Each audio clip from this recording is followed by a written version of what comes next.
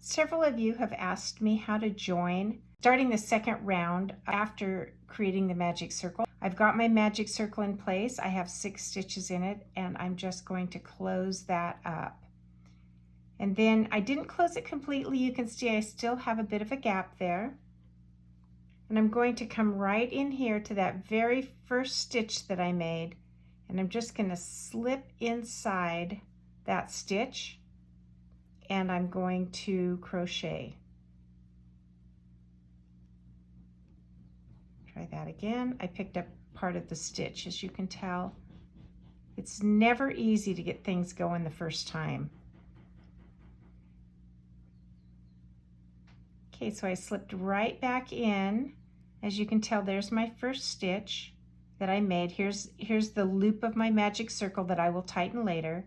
Here's my first stitch, and I'm just going to work my needle through that first stitch. It has 2 little pieces of the stitch on there, 2 little loops of the yarn. I slid through both of them, pulled back,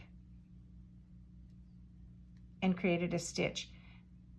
For a lot of our Harry Potter and our Yoda videos, that it might tell you to go ahead and single stitch in each stitch around, or it might say to stitch 2 stitches in that first stitch and then 2 stitches in each stitch around.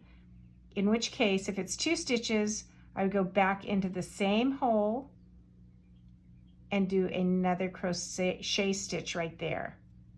And now I have 2 stitches. And then I go to the next stitch and I do the same thing. I slide through, I pick up my yarn, do 1, and again 2 stitches, and then I go to my next stitch, repeat the process. So each time it's getting easier and easier to stitch, but it's also just repeating the process of going into the stitch that I created in my first round,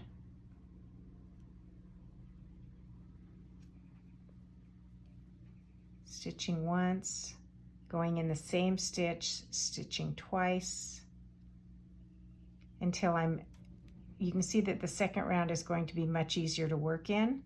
I'm getting close to where I started.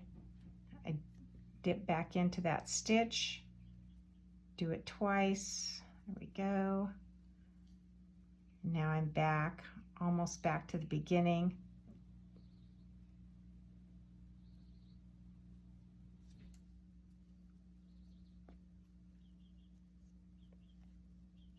And I wasn't counting, but if I had 6 stitches in my original, then by stitching twice in each stitch, I would now have 12.